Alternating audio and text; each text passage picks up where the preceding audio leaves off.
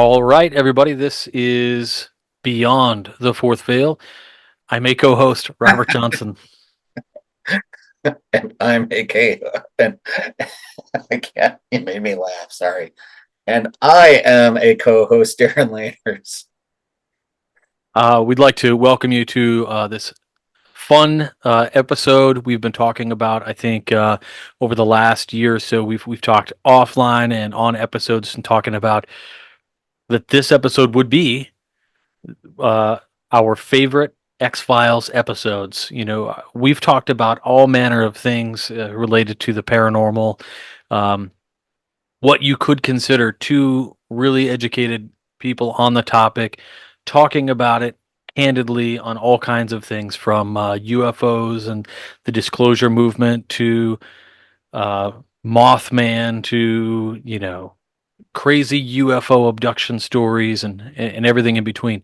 I think we even debunked a few interesting, big, big stories for those of you who haven't watched the show before, I think a couple of them that I think we did a pretty good job on busting, pretty definitively. Admiral Byrd and Nazi UFOs at the South Pole. Uh, we destroyed that pretty quick, actually. And then Brother Darren changed my mind completely, as I've said before, on the Travis Walton case. So definitely check those episodes out. Well, Darren, are you ready to cruise through the X Files? Well, I am Robert. Mhm. I think for both of us, probably one of our, I mean, I can speak for myself, but I imagine also one of my favorite shows.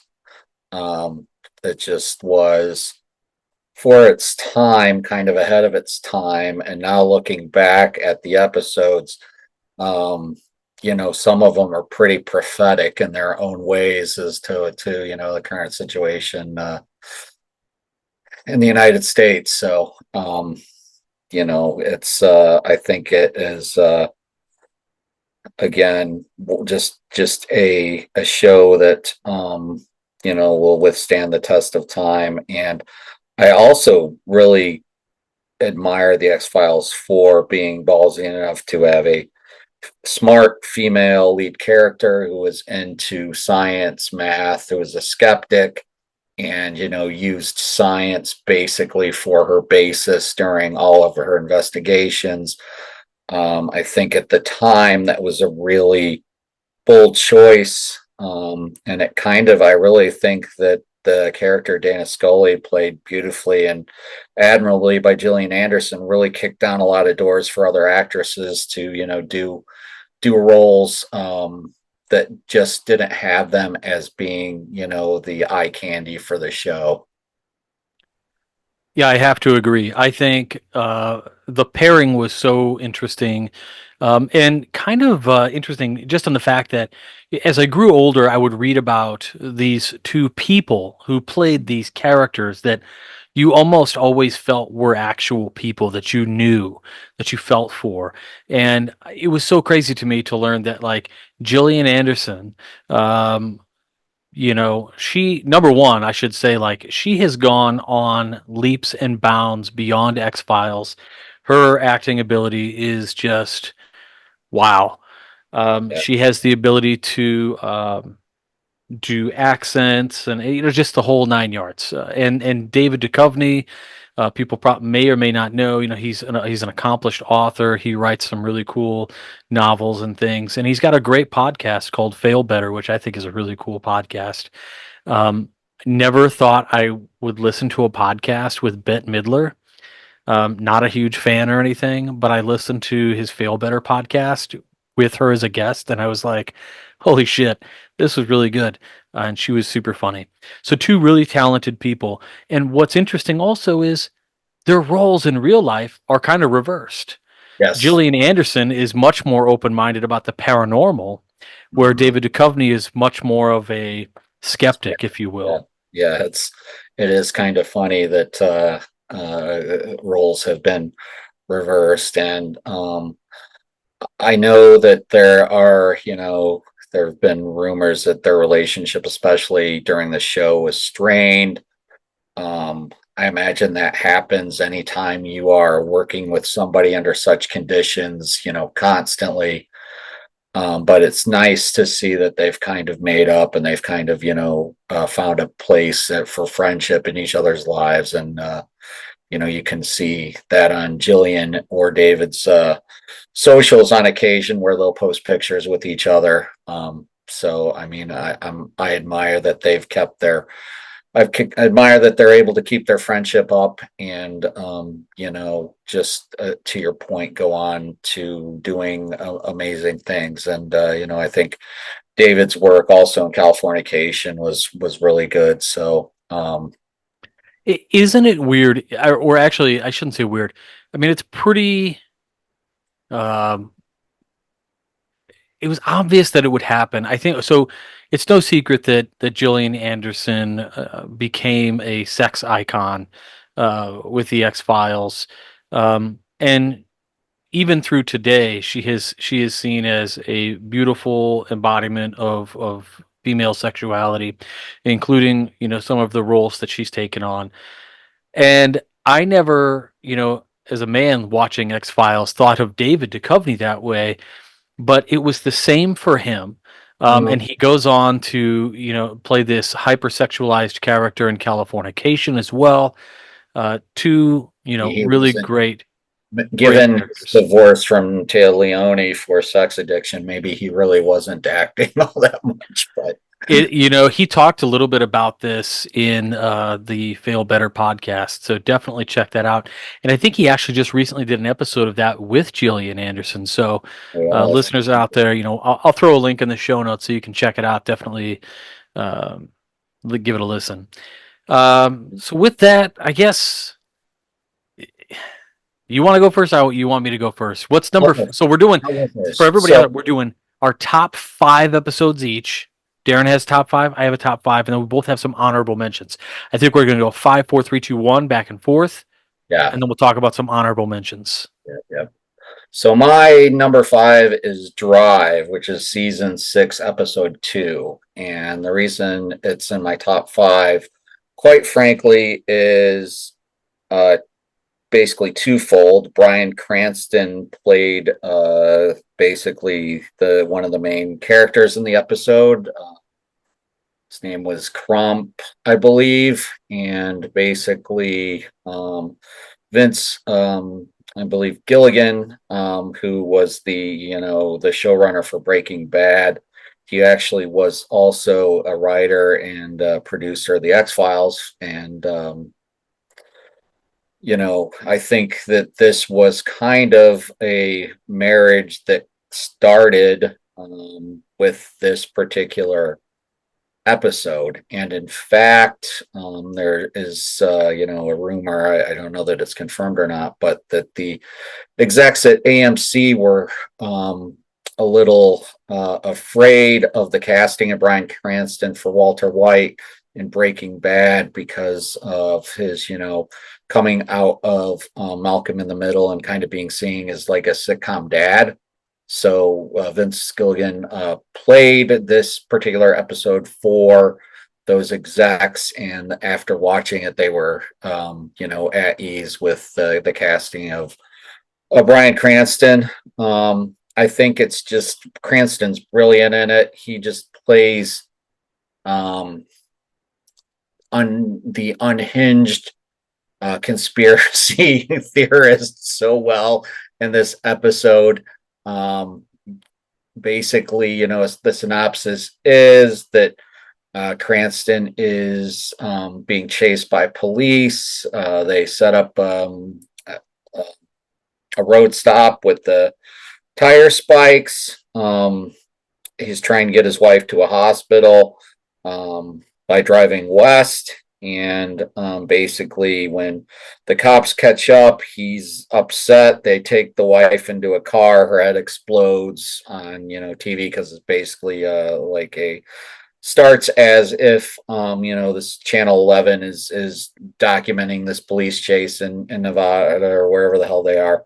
Um, so yeah, it's just really brilliant. And just kind of the um honestly, Mulder being put in a situation where he's not the craziest guy in the room is kind of interesting for me because he is, basically having to listen to these crazy conspiracy theories. If I recall correctly, Cranston's character kind of is anti-Semitic. It's just brilliant, and it's not a happy ending either, which I think is a theme of Breaking Bad later on, that there's not really happy endings to the show for the most part. So um, Yeah, I agree. I think Drive is it didn't make my list.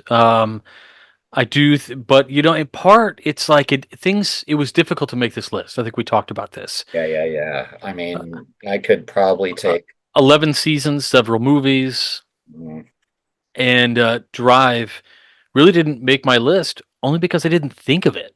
yeah, Um, Bryan Cranston is brilliant in it. He plays such a tortured man, disheveled, and like people of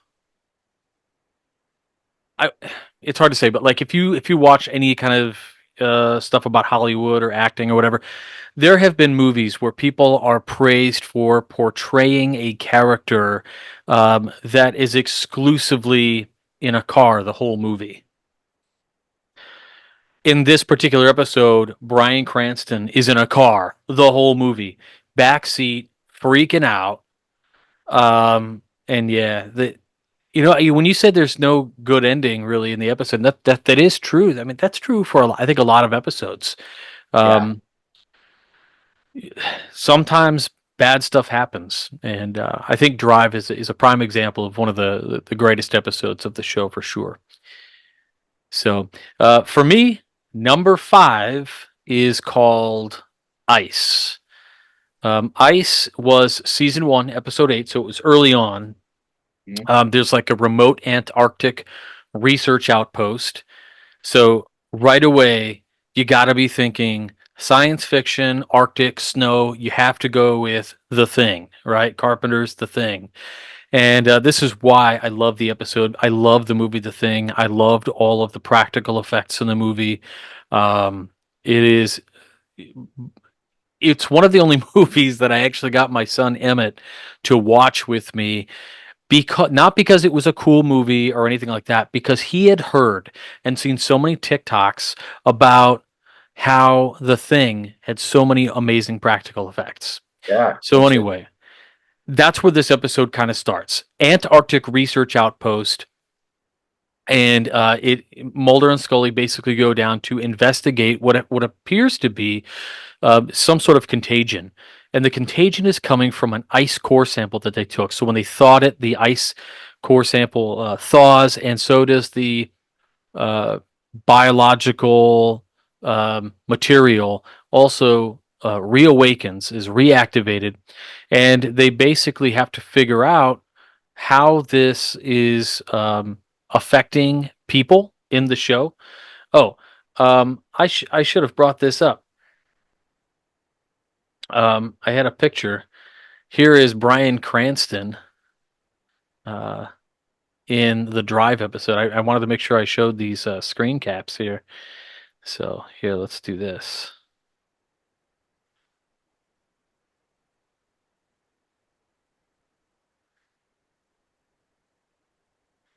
Here is Bryan Cranston in Drive. Uh, that cell phone and that porn mustache, I tell I you. was gonna say the swarthy mustache. Uh, yeah, yeah. So he's in the back seat of this car, and like the whole episode, all I'm gonna say is, you look at this shot, and I'm gonna say, for just stark and shocking um, reasons, that car has a white interior. Yeah, Such a cool, um, such a cool episode.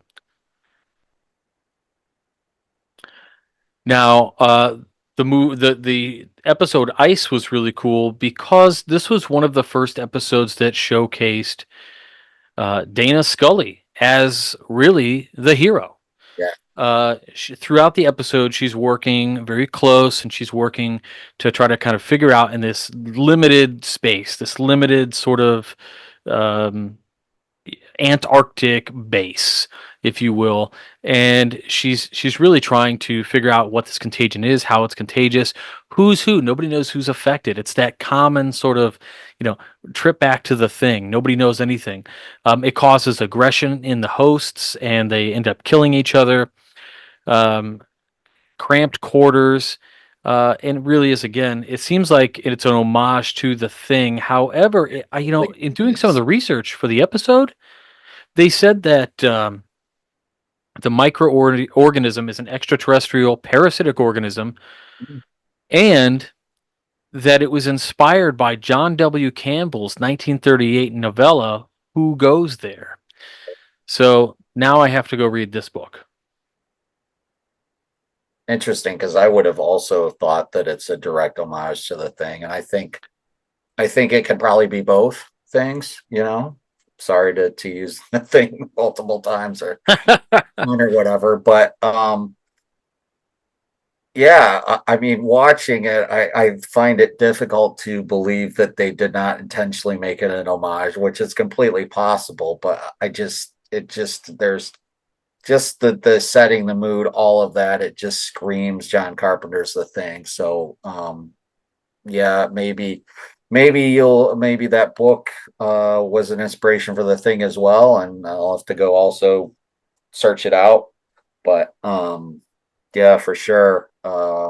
It is a great episode, and to your part, even early on, you see Gillian Anderson really bringing it, to Scully's character. So, Yeah, there's really there's no point I think in the X Files where you see like yes, you could say that in the beginning there's David Duchovny, Fox Mulder as the character, mhm. and she's the sort of supporting character, but a supporting character that is just as like the story is 50-50 almost in what they're doing together. And then later on, of course, she gets her own story arc, and then they like things kind of come back together. So it's pretty awesome. That's all I can say about it.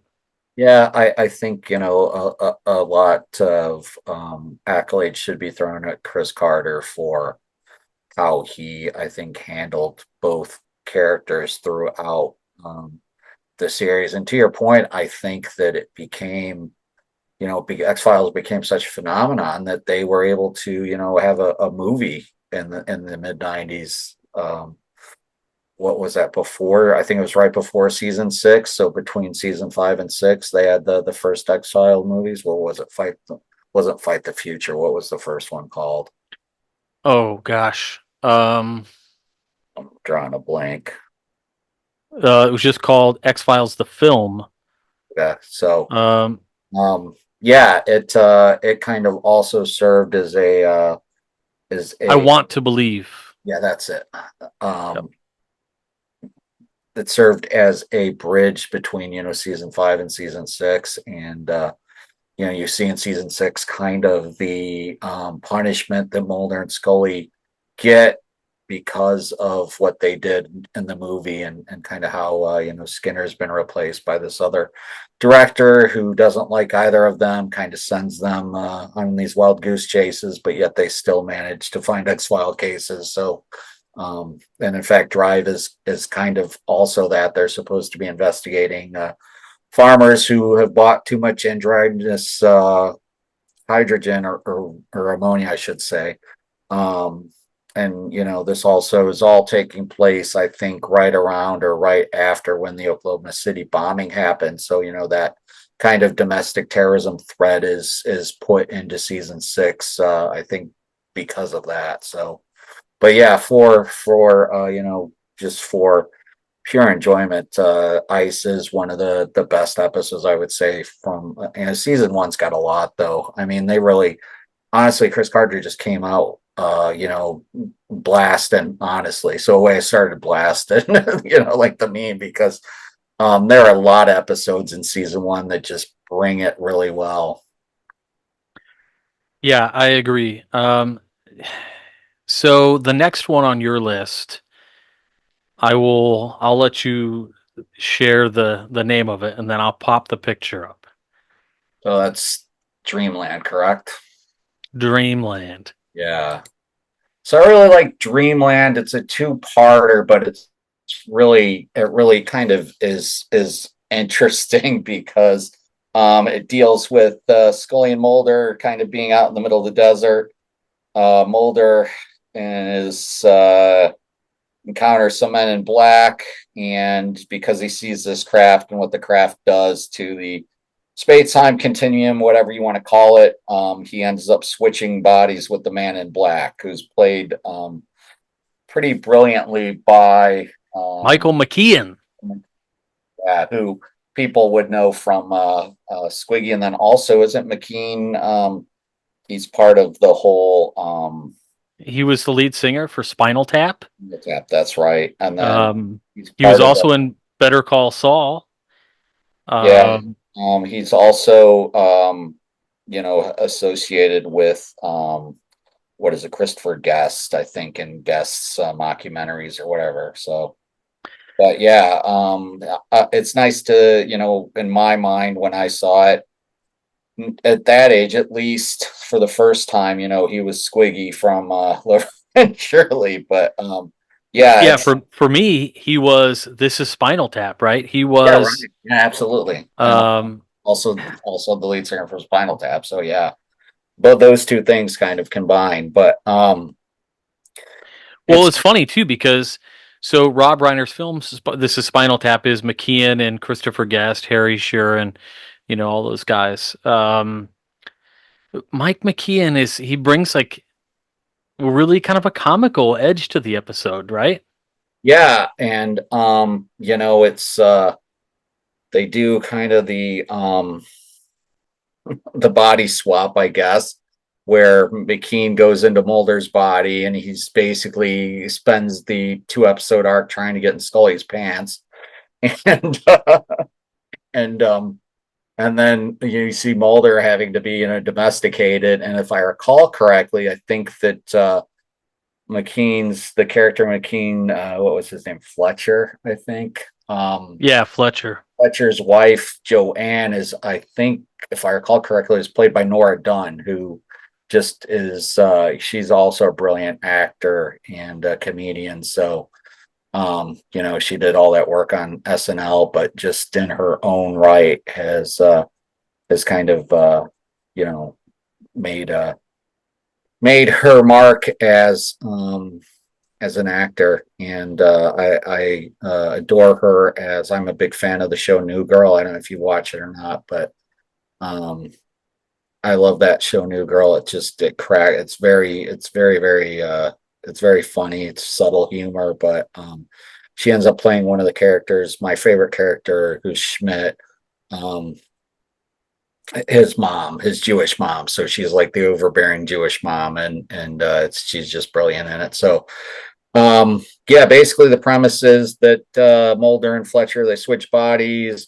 Um, Michael McKean slash Fletcher is in Mulder's body, and he's trying to seduce Scully. He ends up It, or Paul. He ends up I mean, basically he cleaning. almost he almost gets there. Yeah, he does almost. He ends up cleaning Mulder's apartment. I remember the scene where like there's a box and some porno mags fall out or something, which I just found was kind of just Well, a little. it's like the running joke within the X Files is that Mulder has a quote unquote porn addiction. Yeah, Even in the episode, um, his wife Joanne comes downstairs to see Fletcher Mulder sitting on an easy chair, and what you can hear in the episode is like porn playing in the background, and she starts, just giving him the third degree on, is this what you do? Is this what you like? And yeah, it is just they basically said that it's one of the only times that in the first time in 6 seasons they made kind of an overtly comedic episode. yeah. I think so. I think both. This is, there is.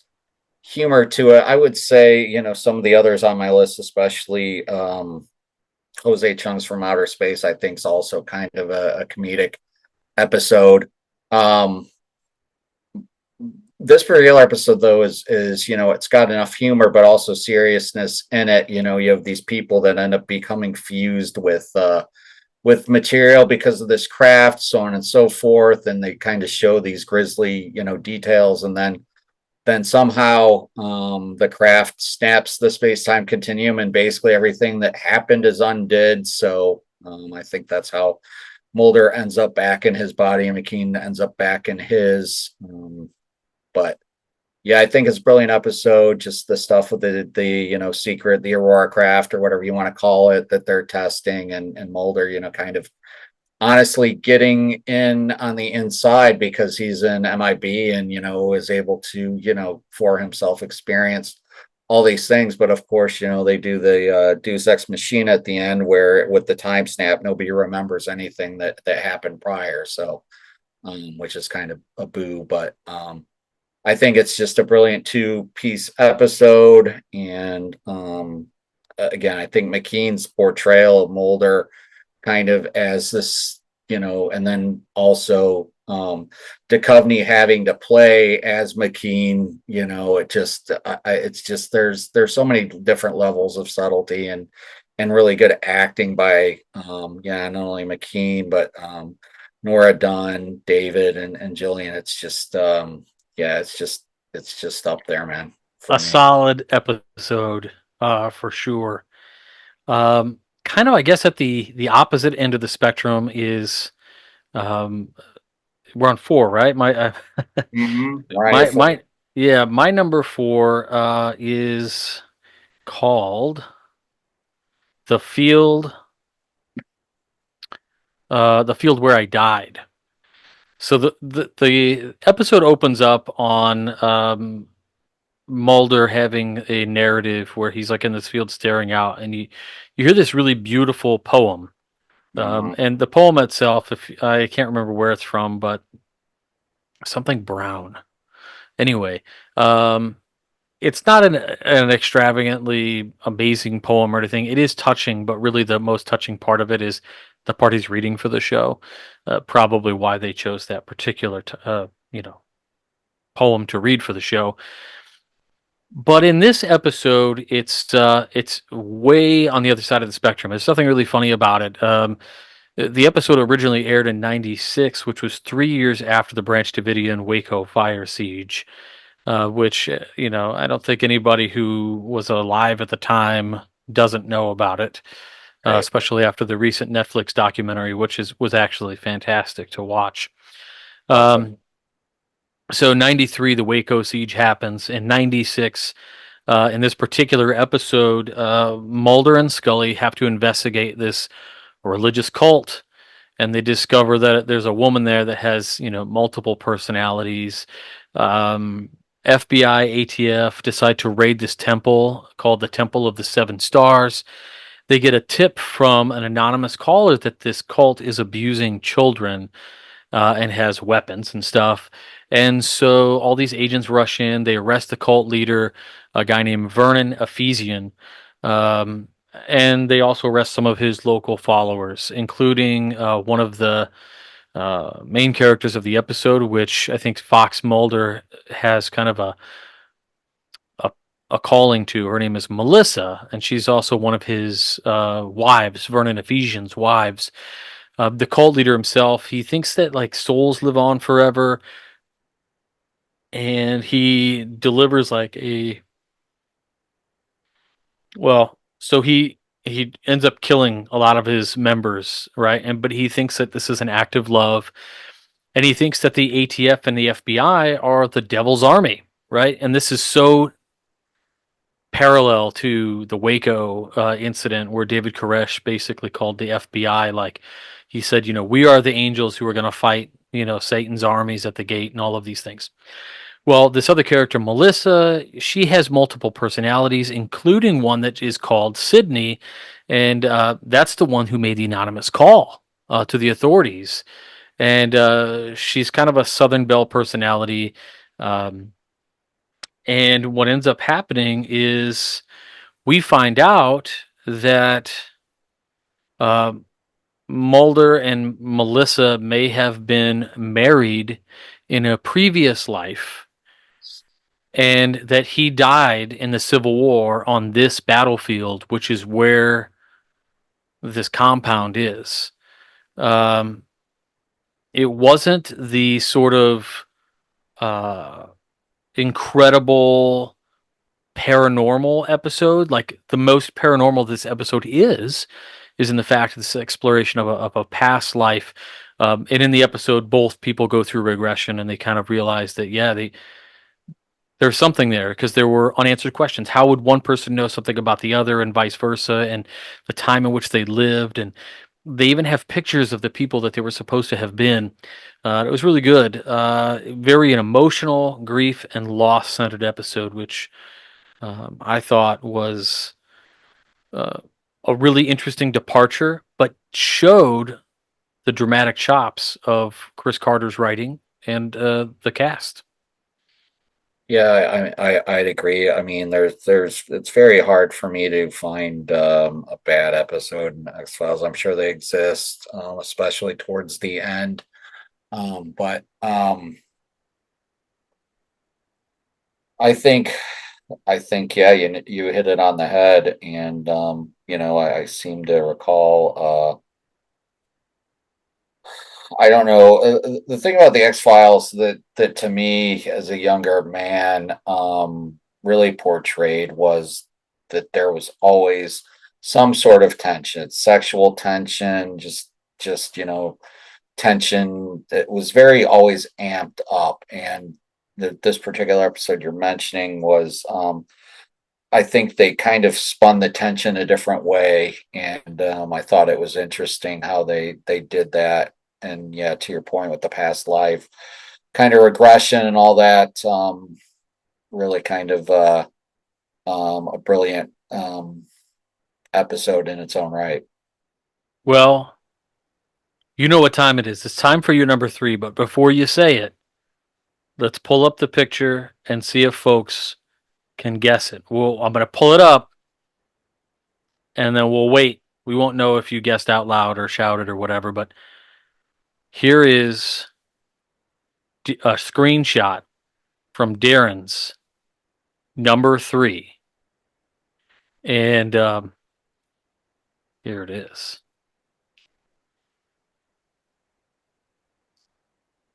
All right. Now, if you see it, you're like, oh, I don't know the name. I don't know the name. There was a comic book in the episode named after the character. You want me to scream it? Yeah, go ahead. The Great Mutato. The Great Mutato. um, Man, this is. I mean, this episode probably could have been higher for me. It's just very, to your point, very difficult to rank these things. But it is You and I have one. talked about this particular episode before. Yes, The, it's messed up by today's yeah. standards. It is absolutely. If you look at it from today's lens, it is screwed up. But there are some things in it that kind of are interesting to me. Basically, the Mutato being a monster that ends up being empathized with at the end, um, for not having friends, etc., until you kind of find out that he's going around impregnating women in the town by this animal anesthetic that his father used. But I think what really kind of, it's filmed based and mostly I think in black and white, if I recall correctly. Um, just the casting's really great in it. There's just there's this homage to the movie Mask that's behind it. There's an homage to Frank Whale's original Frankenstein. Um, the character, the Mutato, the great Mutato's obsession with Cher. He's got a little Cher shrine.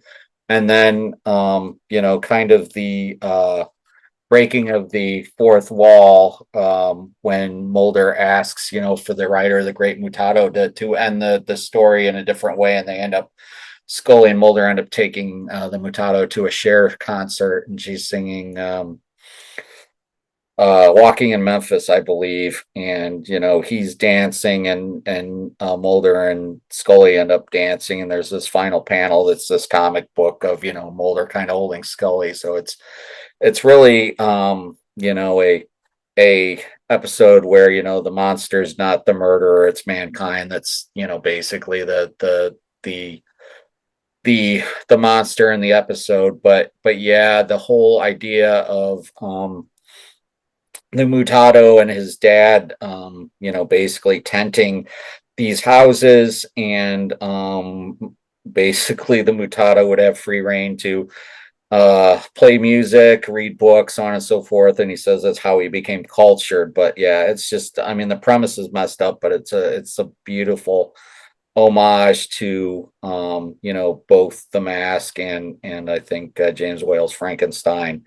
And just one thing that I wrote a quote down, um, that really kind of I think sums up part of the appeal for me to the episode, because I think I really kind of found that it was really kind of interesting. Scully talks about daytime talk shows and tabloid headlines have become a reality against which people measure their lives, and I think that's for that time it's a really compelling statement. But then taken further into our time, and you can probably replace the tabloid shows with news channels, and news channel headlines, that they are the reality against people measure their lives. So I thought it was kind of, that line was really prophetic. It's I think the top three I have, I would call, are almost perfect episodes, except for the cringe factor, the postmodern Prometheus from today's lens, especially. But if you kind of step back and just watch it as an homage to some of the things, and I think the ending is kind of, is obviously comical, with them going to the share show. But as I also recall, the Mutado had children from these women, and they were like showing at the end, they were showing them holding their little mutated Mutado baby. So it was, Yeah, the episode, as you stuff. mentioned, But again, I try to view it through the lens of it being an homage, and not I try to I'm not justifying yeah, nobody's praising the Mutado. I'm not praising the rape, but Mutado was doing, although I think they kind of insinuate that it was actually the doctor kind of shooting the women up, and not to impregnate them, because the one lady would, I think, had her tubes tied, but yet was pregnant 2 times. So they figured out somebody was basically that it wasn't sexual intercourse, but that they're still violating the woman's bodies by knocking them out and then experimenting on them. So Yeah, so so anybody who's curious, I don't know, I think you said it once, but the name of the episode is the Postmodern Prometheus, season season 5, 5, episode 5. episode 5. Yeah. And a phenomenal episode. I think one of my favorite parts about the episode, like, is I love the kind of kitschiness of the episode with the music and the dancing and stuff. And as you said, it's almost as if there's so many third walls that are broken within the episode. One could almost make the claim that this does fall under the umbrella of the monster of the week, right? We talked about this in the green room a little bit for the audience listening. X Files episodes tend to fall under two categories: monster of the week, which is exactly what it sounds like, and then there's the major story arc dealing with Mulder, sister, alien abductions, and the agenda. So this is definitely the monster of the week type episode, of which I think Darren and I both discovered most of our episodes are monster of the week episodes. um, the thing is about this particular episode is it's like you could make the case that none of it ever happened. Right. It was an episode. It was almost like an homage episode or a spin-off that you can count as canon or not. Yeah. Yeah. Um, it's just one of those, and it's a phenomenal piece of film. I think the black and white is if you've ever done any work with art or film or camera work that's black and white, you know that in today's standard, this was probably in 95, 96. It's, we're dealing with the beginnings of the digital camera age, very early on. And black and white film wasn't like in. So they made a real conscious choice to use that. And I think they accomplished it super well. Yeah. Especially, you talk about that homage to Frankenstein. I mean, at the end, Right. the fire mob, coming to the The torches burning down the barn accidentally, and just kind of also the and I didn't look up who directed the episode, but I should, because they I would think should have gotten an Emmy or an Emmy nomination for the direction of the episode. Just the use of the lighting and the shadow with, the black and white throughout the episode was, brilliant. And even you kind of saw it in the little clip that you showed, which if I recall correctly, is when Mulder and Scully first find the Mutato hiding kind of in the cellar or basement of Mr. Polidori's senior's house. So yeah, just a great episode in my opinion, despite, yes, a lot of cringe stuff. So there's that warning. From today's standards, yeah. it's not aged well in that regard, but if you kind of toss that out and just try to look at it as, the homage that I think it's meant to be to Frankenstein and the early Universal horror films, and then also I think the commentary on modern society, the homage I think to the movie Mask, which Mutato's obsessed with, and that's why I love Cher so much, because he was lacking a mother, and he saw in Cher this mother, taking care of her son who was basically mutated. If you've ever seen the movie Mask. Yeah, and I think also, I mean, we can't have the conversation about the Great Mutado without talking about Joseph Merrick, right? The actual Elephant Man, Mhm. lived in the late 19th Yeah. century, who was, by all accounts, a pretty educated and astute Right. fellow. Um, and I think that's kind of where they take. I almost imagine it like if John Merrick could talk to us today. And I mean, you raise an excellent point. It's also an homage to the movie The Elephant Man, which was filmed in black and white. So I think, Yeah.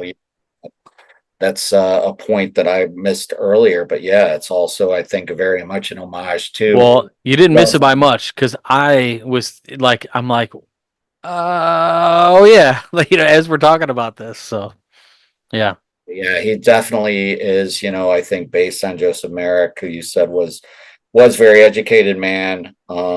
Just unfortunately it was so horribly, mutated with that disease that he had, where his bones basically were not going to stop growing. So I think, the I think there's a lot of courage to be found with Joseph Merrick, because he was able to convey himself as intelligent, and to kind of get your compassion, your empathy, but also having to deal with, the amount of pain he must have been in, especially at that time when there really wasn't a lot of stuff that he could use, I guess, unless he was just drinking morphine by the yeah, gallon, which was right. probably pretty available, laudanum or whatnot. But yeah, I just again, I think it's one of the best episodes, even though,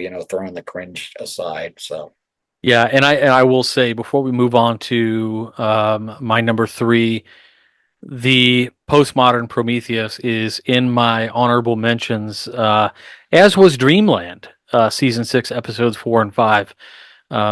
You can see Darren and I have similar taste in some of these episodes, but Nothing might surprise you as what our number one pick is, but we can't get there just yet. So number three is my number three here, called Arcadia. Yeah. A funny, another funny episode, Mhm. which I think, in the late 2000s, I would find memes and things online about the quote unquote joys of being part of an HOA, or homeowners association. And in this particular episode, which aired many, many years before anybody ever really started finding it funny to joke about HOAs,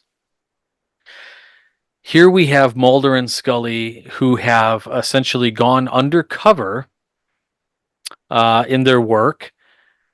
They go undercover as husband and wife, as Mr. and Mrs. Petrie. Right. They are homeowners in what they call the Kleins. The Kleins were the former family who lived here in this particular house. They now have it, and they notice weird things about the community. Uh, Mhm. this community called the Falls of Arcadia. Now, if Arcadia sounds interesting, right, you might remember that from Born in Blood or the Jesus Papers by Bajent and Lomas and all those guys. But there is an interesting idea there about sort of resurrection and ancient Hebrew scripture and things. And so Arcadia is interesting because it's a planned community where the residents really are expected to comply with all of these strict rules, just like any HOA. And there's this condescendingness that happens from the HOA president to, of course, the newlywed couple, David Duchovny and Gillian Anderson, in the episode. And the door's broken. Mulder replaces it. They come to him. They say, "Hey, it's not the right door," and he's like, "Ah, geez." Um, the episode really kind of offers a social commentary on really the experience of living in one of these planned communities. I think a lot of people can relate to some of the what you might call mm, uh, egregious rules against things like, I mean, in my own where I live today, we don't live in an HOA, but at one point our village council was talking about fining our residents who decide to keep their garbage cans in front of their house instead of on the side of their house. Like, those are stupid rules. Right. And so this goes far, far beyond. It kind of climaxes like Mulder and Scully start realizing something's going on. And what ends up happening is um, a guy in the family, they're all hanging out, and the light, his little driveway light on the, like a gas lamp pole or whatever, goes out, and it's nighttime. And everybody's like, "Don't go, don't go!" But he has to go. He's got to go change it. He's basically, what the audience doesn't know, but you got a feeling for, is that he's risking his life to change this light bulb super fast. Yeah. Why? Um, so it is a funny episode. It's got good mystery. It is definitely a Monster of the Week episode. But what's happening in this community is, if people violate the rules, they start disappearing. And so you might think maybe there's some murderous cult, or maybe it's a monster living under your lawn. Maybe it's a golem. So, a funny episode, but a great Monster of the Week episode. And if you guys are listening and you say, "Hey, what's the episode and season?" It's season 6, episode 15. I kind of consider. I looked at our list, Darren, and I kept thinking, like, gosh, Chris Carter and his writers must have been like on the juice for season 6. Yeah, I think, season six definitely shines out in both our lists. So yeah, I definitely agree with that. But I also think, and we'll talk about honorable mention. I've got quite a bit of season one in my honorable mentions. They just couldn't for me make the top five, but I could probably honestly take anybody in the honorable mention and substitute it for four or five. I think my top three are pretty solid, but I could probably swap out anything on that on my list for when we talk about the honorable mentions. But yeah, I think to your point about the social commentary, most definitely, I really kind of felt it was in a way kind of maybe an homage to Stephen King, kind of, with the idea that there's this evil that kind of is lurking under, this nice society, if you will. So it yeah, and I think that the acting in it was phenomenal again. And just I think, yeah, a really solid episode, and a good social, again, a lot of social commentary, from, I think, from the X Files, about what was kind of going on at the beat at when a lot of these gated communities and other communities started to kind of crop up across the United States, where you. It does seem to say, like, I think one thing that we've demonstrated in at least 3 or 4 of these episodes is that the X Files was in touch. It had its finger on the pulse of America, at least, in the sense of it played on our fears. It played into the uh, the suspicions of the American public. And I really don't think there's too much within the X Files that's outside the realm of possible when you consider some of the ideas of espionage and spy and top secret things, especially with thinking about some of the episodes you and I have done on the disclosure movements and things. Uh, X Files kind of stands alone as maybe one of the greatest shows in the history of television, and one of the only shows that seems to have been almost a both reflective of what's happening in the country, but also being able, as you mentioned earlier, in both postmodern Prometheus, turning the mirror around and letting America look at themselves. It's pretty incredible, whether it was comical or serious. Yeah, for sure. And yeah, again, I think kudos to all of that writing staff, and you can see how talented they are because, as I mentioned before, it basically, I think the X Files are, you could almost call them a grandparent of, Breaking Bad and the Breaking kind of bad television universe, with Better Call Saul and Breaking Bad. Just You see, I think, a lot of the brilliant writing, because the creator of Breaking Bad was a writer for the X Files. But you see, a lot of the episodes that I think I picked, he was involved with some way or another. Writer, producer, or both. Um, so I think Vince Gillian was, probably a key player on the team for the X Files, and then kudos to him to go do his own thing and just knock it out of the park. So, All right. Well, tell us about this one. so number two is Jose Chung's From Outer Space, which, interestingly enough, they got a white guy to play who's Jose Chung, and they picked no other than Charles Nelson Riley, who is, um, really a brilliant comedic actor in his own right, and has had, a very huge resume before starring in the X Files. I don't think he's with us anymore. I think he's passed, but just Charles Nelson Riley was a phenomenal actor, and then also, I believe, probably one of the very few open gay men in Hollywood. I think he was pretty open about his sexuality. But I love the Jose Chung From Outer Space. I think it's commentary on, you can see the cover with the gray smoking. It's just kind of almost a slap in the face to Whitley Strieber's communion cover there. But Yeah, basically, that's exactly what I thought about, except for he's smoking. yeah. So I mean, the episode's pretty brilliant. You've got basically you've got this idea of these two kids. They're driving along, they see a UFO.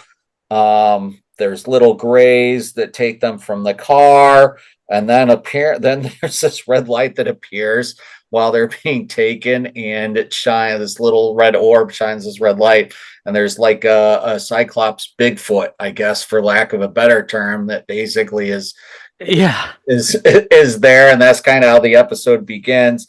And then you find out that Scully's basically talking to this author Jose Chung, who's, again, I said, played brilliantly by Charles Nelson Riley. He basically, sets the scene where he's basically writing this book for money because nobody can tell him what the truth is, and nobody would believe the truth anyway. So he basically is like, I'm just gonna throw everything to the wall and make it stick. Um, Basically, police find this girl in a car. Her clothes are backwards. She's got sign of, that she'd been assaulted. So her boyfriend slash date is arrested for date rape, but he's claiming they were abducted by aliens. Takes a polygraph and passes. And then by the time Mulder and Scully get there, he basically changes his story again and saying that, he's thinks he's crazy, must have raped her.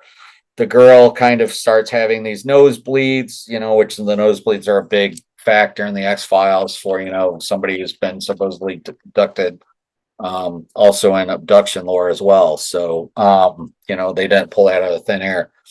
But so Mulder believes immediately, that she's been abducted. He wants to have her, have hypnotic regression done on her.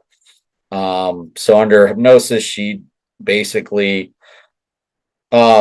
verifies her boyfriend's account that she remembers being on the spaceship with these Greys who are, doing this stuff for the good of the planet, et cetera, et cetera, et cetera.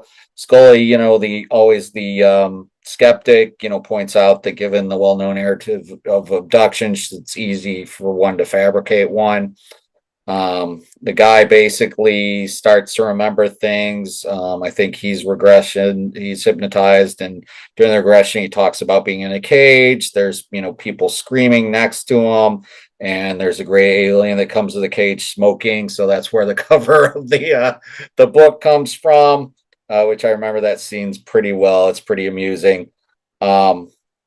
And that basically the guy says that he's pretty sure the aliens were just messing with them, and then, for their own amusement, and dump them back. Out of this Rocky guy who was featured in the first scene, he was doing this, running this machine. I think it was something to do with the lights or electricity or something. He's out checking something, and he basically corroborates what he saw. So he's writing, basically said that he had written everything down, and then all of a sudden, he encounters the Men in Black. They pull up. Jesse Ventura basically. Hold on.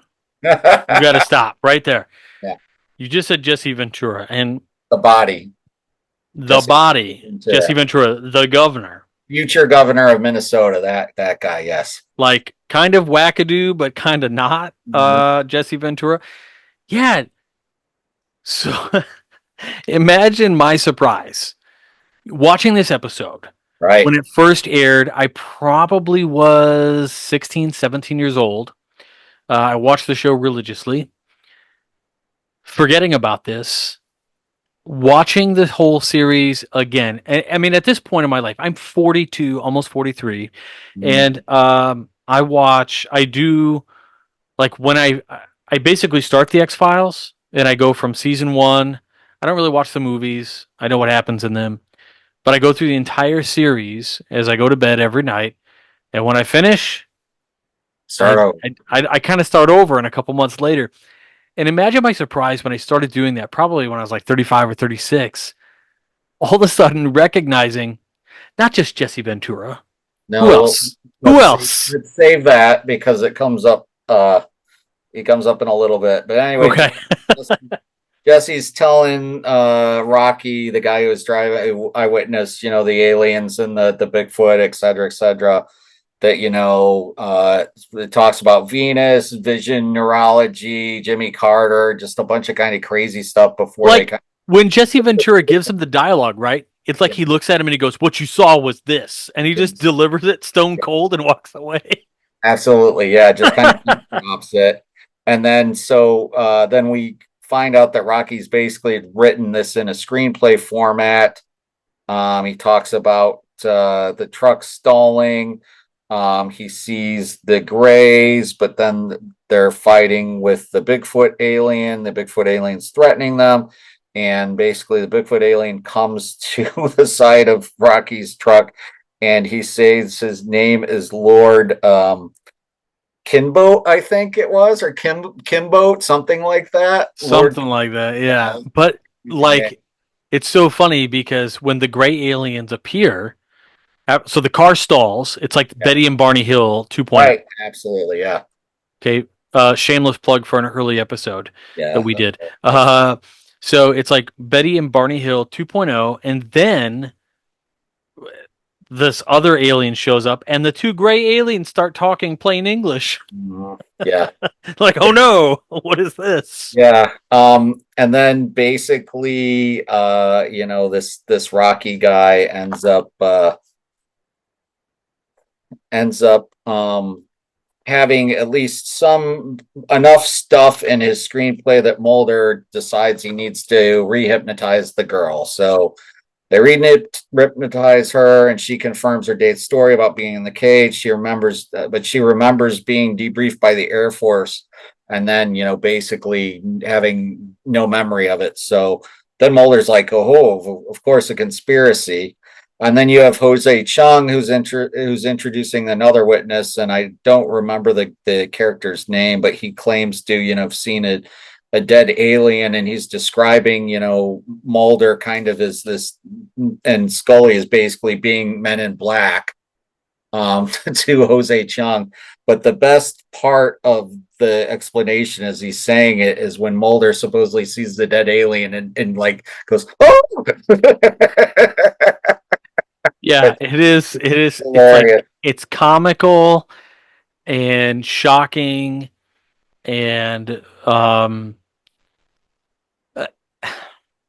So, I mean, it gets better. They end up yeah, taking the dead alien and they start an autopsy on him, which this guy who, it was describing them as Men in Black apparently starts filming, and that ends up on a alien autopsy documentary, which is a direct kind of laugh at the one that they had actually on Fox that was this footage supposedly of this alien autopsy from I think the Roswell crash, if I remember correctly. And if I recall correctly, Jonathan Frakes, number one, hosted that documentary on Fox. So just kind of interesting for them to also kind of bite the hand that feeds them, so to speak, with that. right. Yeah, But basically, they discover that it's not an alien, but a guy in an alien suit.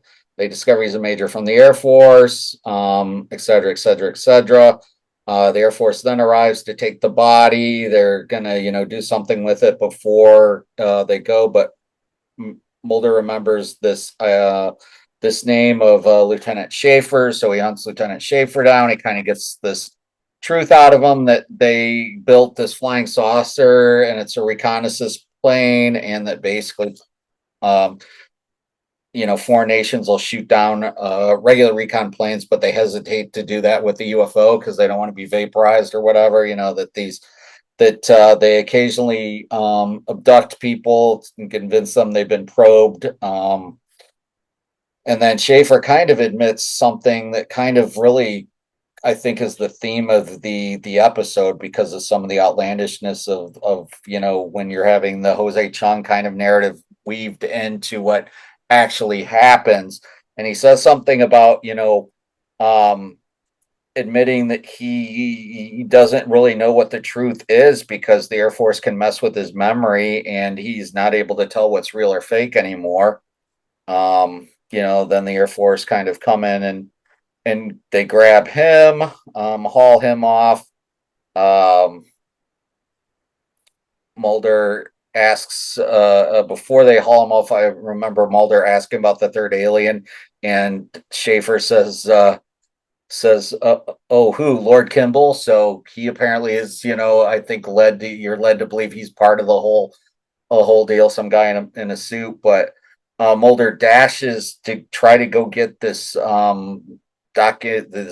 dead alien documentary from that eyewitness. When he gets there, um, he sees that the guy has already been visited by the real Men in Black. So the tape's gone. He goes back to the hotel and he encounters the Men in Black. And going through, I think, Scully's stuff. And it's Jesse the Body Ventura and Alex Trebek. And I remember there's Who like, is and and who is Alex Trebek? and I Men in remember Black. particularly this line in it um where Charles Nelson Riley's Jose Chung goes to Scully and says, "The game show host?" question, like the game show host.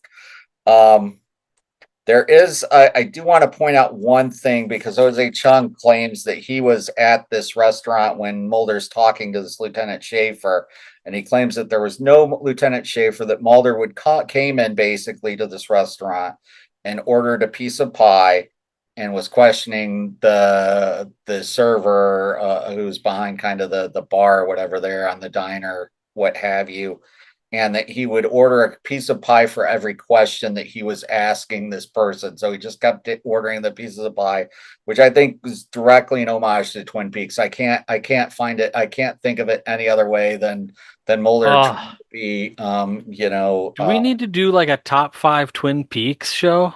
dude, we could go down the black hole with that. Would we include the return? Because We could just maybe we could just do like top five David Lynch things.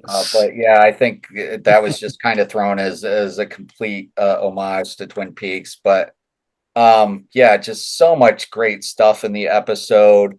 End up, that neither Scully or has ends up not having a memory of the night. Next day, they're called to this wreckage, and they miraculously find the two pilots within the wreckage. One is the one that was the guy from the autopsy, and the other is Schaefer. So the basically the cover up's complete, and then you know Jose Chung then claims that he's visited by Mulder, and Mulder tells him he doesn't want him to write the book because people don't have the tools to see the truth, and it's unfair to those who have told their story in the book. But you see that Jose Chung wrote the book anyway.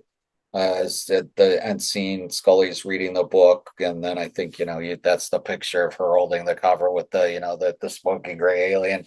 But yeah, I think there's just a really so many layers to this episode. It's comedic, but it's serious. Just Alex Trebek and Jesse Ventura, whoever cast them as the Men in Black, that was a brilliant, brilliant, brilliant move.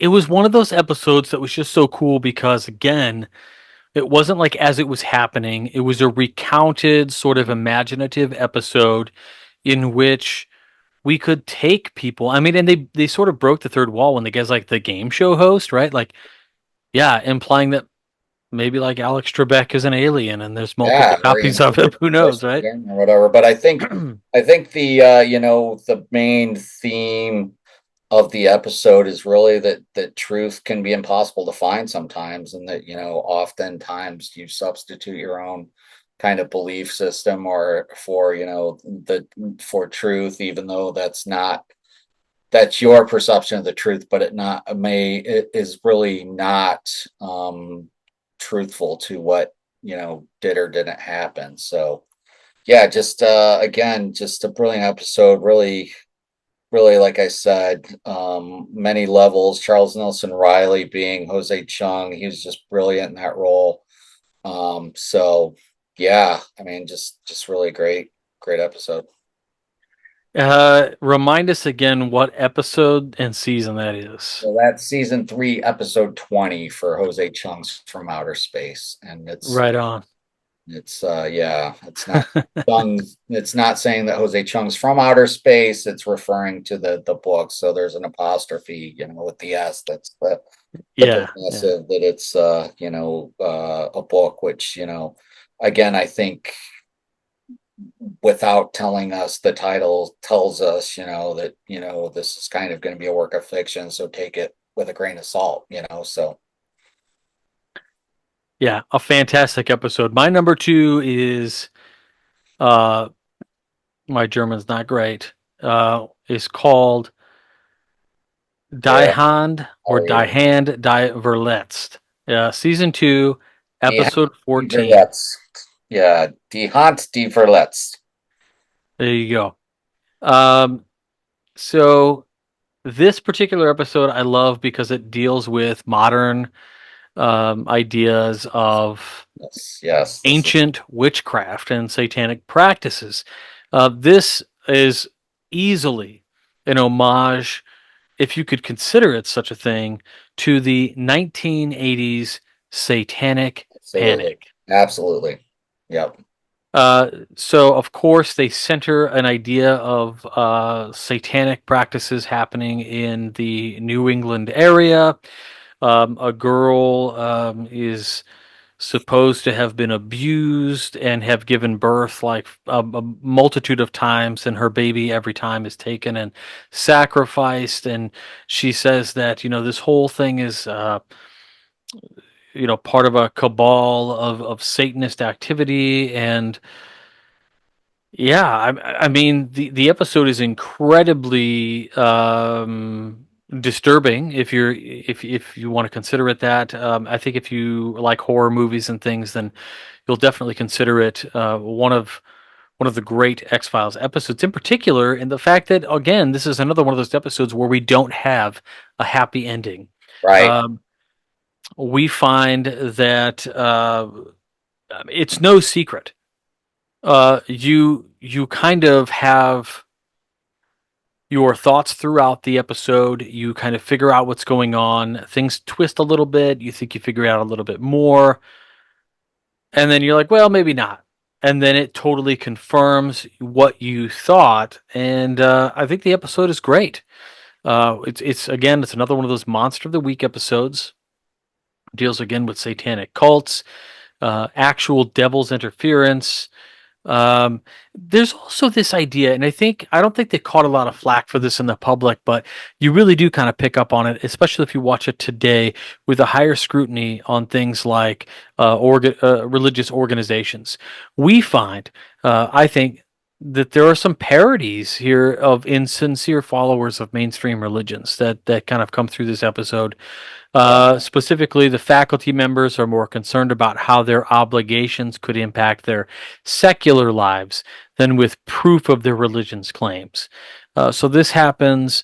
Um, there are several scenes I will say that if you decide to go watch this particular episode, which is season 2, episode 14, so early on in the series, uh, be warned, there are some scenes of animals and several scenes involving animals, including frogs raining from the sky. Um, it and is, I uh, was gonna, yeah, sorry, interject. yeah, go ahead. The translation of the title is, it means the hand that wounds, which is, I think, also kind of fitting for, the episode as well. But you're right on. It's, You're it's right at the end of the movie, correct. the end of the show. The hand that wounds is Right. essentially the end scene. Hmm. You're right. You're right about that. I would say though that I don't think this is that the Satanic Panic had died down at the point that this episode was filmed. I think it still kind of existed, maybe not to the extent that it did during the 80s, but you also, around this time, I think have um, you know Tipper Gore and her kind of leading leading the movement to, put ratings on albums and such. So I think it's again, some social commentary, and again, I think an homage probably to, I think a lot of episodes are homages to Stephen King, and just kind of, again, especially with it being set in the Northeast, and witches and all of that. You have Salem there in Massachusetts. So just very, again, kind of always this idea that there's, which is, prevalent in King, that there's this level of evil that just lies right beneath the surface of some of these, suburban towns, or these old towns. So, and I would also say that and I don't know if it was directly influenced by this, but I saw a lot of kind of themes that were also in a Hammer horror film that was made late '60s, based on a book named the same, called The Devil Rides Out. And if you've never seen The Devil Rides Out, it's a very phenomenal performance by Christopher Lee, basically as this Christopher Lee. white white magician, basically trying to protect this family from these from Satan himself, and this cult that worships Satan out in the woods in England. And yeah, it's just a brilliant episode. I can definitely see why it would be your number two. Well, it is my number two, but Number two. I, But I, I th- but we share number one. we share number one. Number one revolves, or gosh, I mean, where do we start? I mean, Oh, this is it's an episode of the X-Files that has It's almost, I controversy. mean, it almost kind of plays on the same kind of themes at hand that Wounds does. So you basically have this scene, and I think it's filmed in black and white, if I recall. There's a storm or something. This lady giving birth. They kind of show the scissors cutting the umbilical cord, and then they show these two men or three men standing in this field, and you can tell there's a baby kind of wrapped in some swaddling clothes or whatever, and they kind of they bury the baby, and Hmm. so you don't know at that point if the baby was dead or alive, but you find out later, which I won't spoil that yet. But just kind of that beginning scene, you kind of knew you were in for something different. And This is at the height, I think, of so this is again in the 90s. In the 1990s, things were very interesting. I mean, we're talking about a time of sexual revolution in Eastern Europe. We're talking about television pushing the boundaries of what is acceptable to show on television.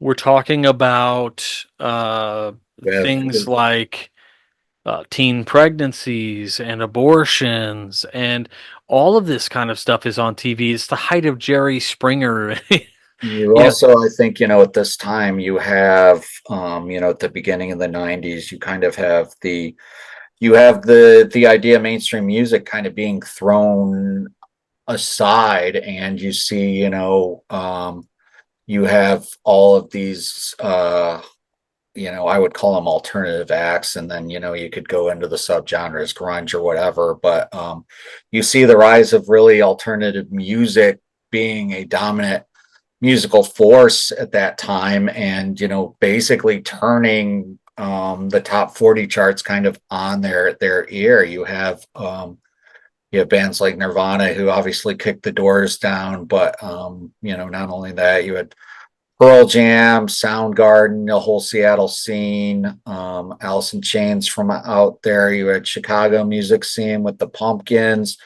and later, even I'd say, Wilco kind of coming in at the back end of that.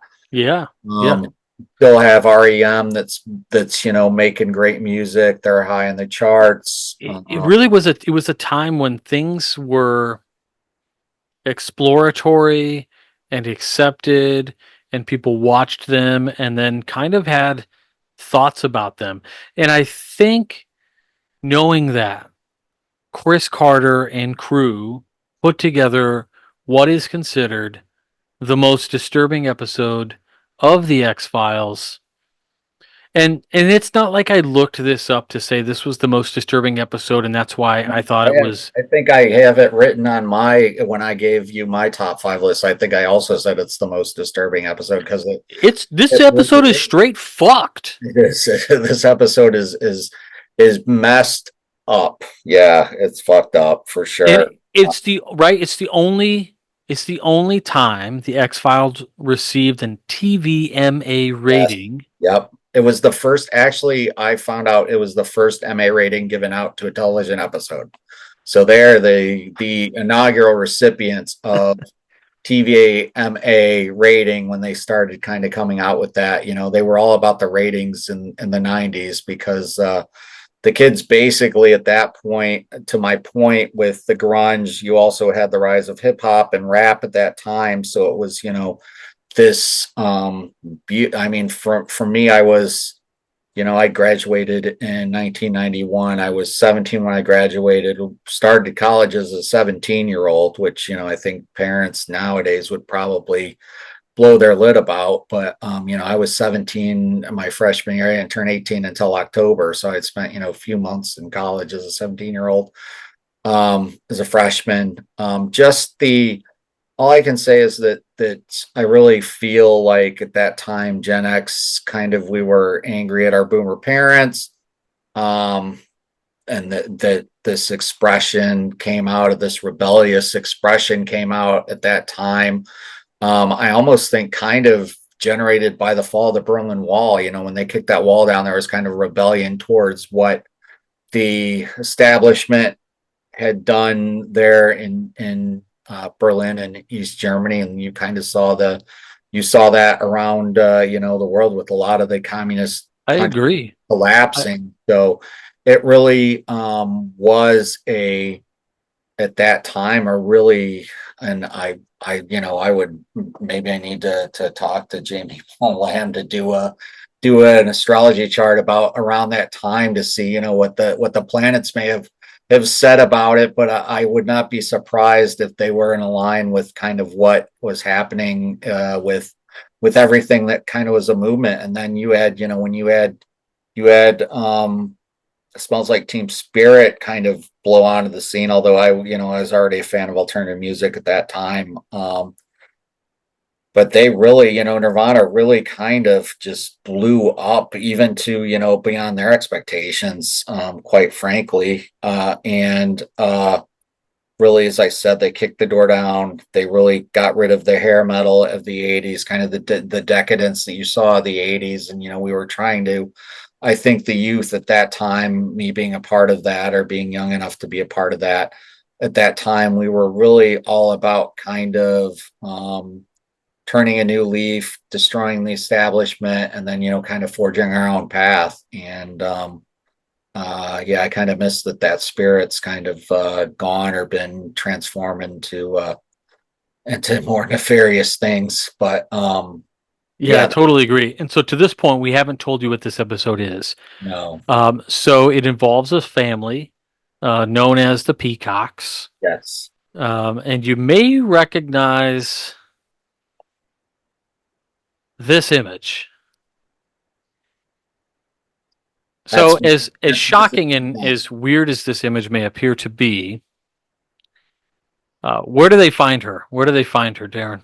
he's under bed, I believe, on like some tram system, if I recall correctly. Yeah, like a furniture moving board. Yeah, something like that. It's just so she can move kind of throughout the house, and you find out basically that earlier in the episode, and this is also kind of part of the brilliance of the episode, you have this homage to in the episode to I'd say the 1950s. You have the town. The episode's called Home. The town is set in Home, Pennsylvania. It's very much supposed to be portrayed as this kind of almost this little bit of paradise, a slice of heaven, that time kind of forgot. and to the fact that the sheriff is named Andy Taylor. So I mean, it's direct homage to Andy Griffith's show, and the idea of Mayberry.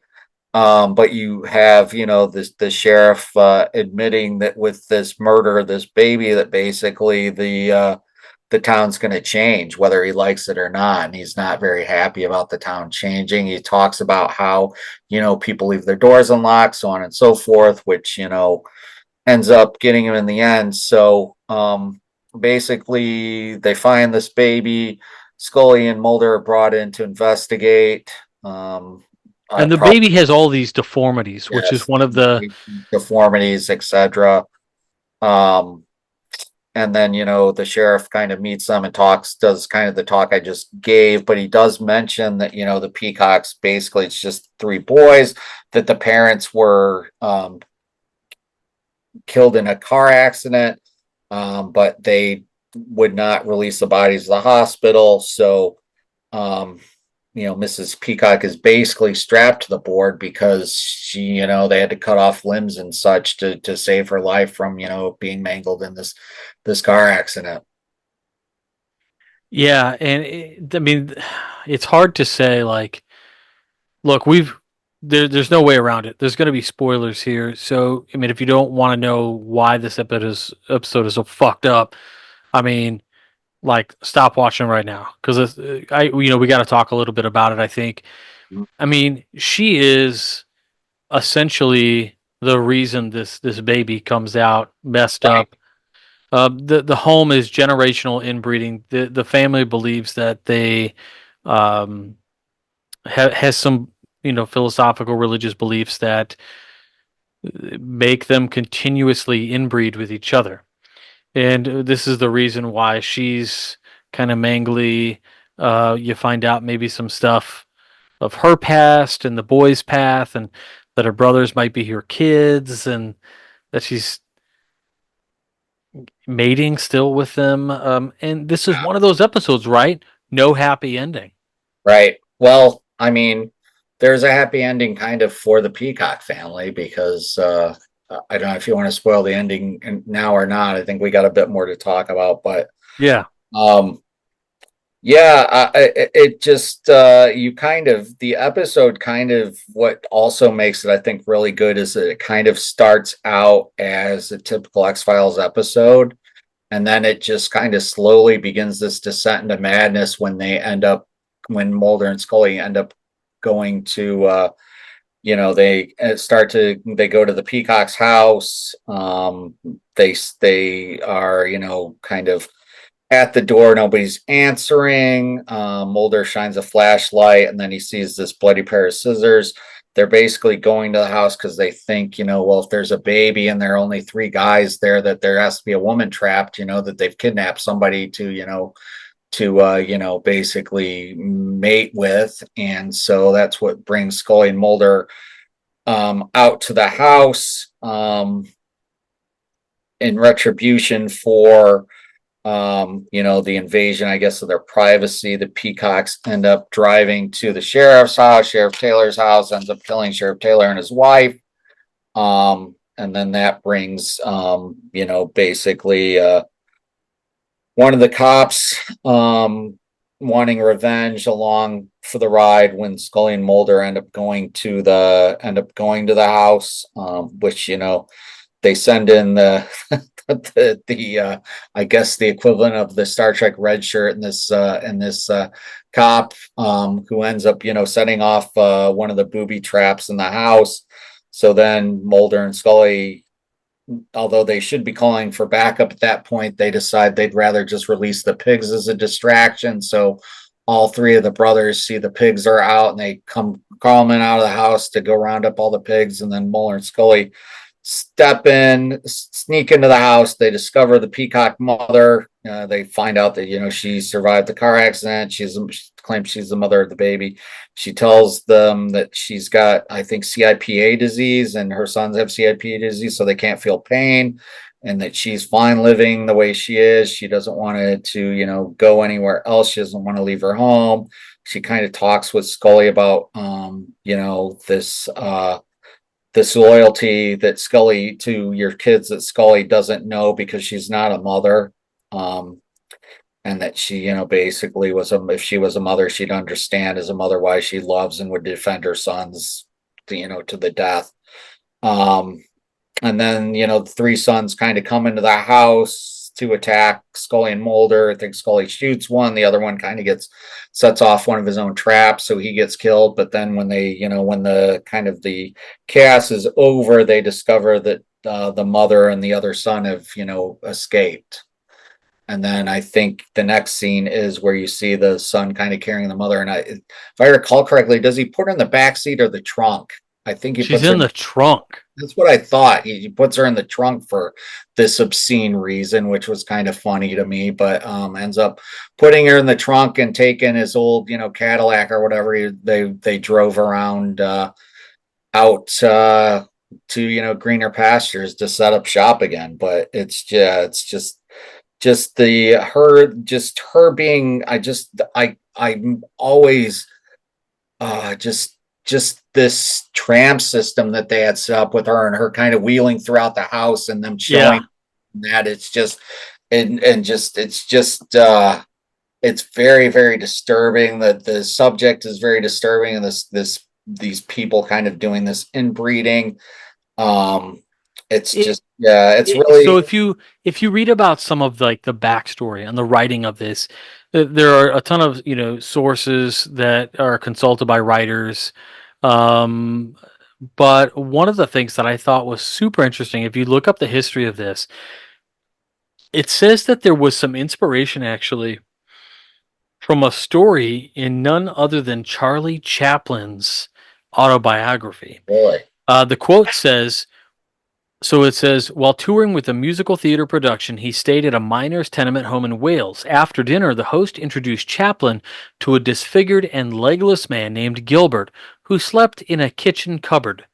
Glenn Morgan incorrectly recalled this as a totally limbless boy who was kept under a bed.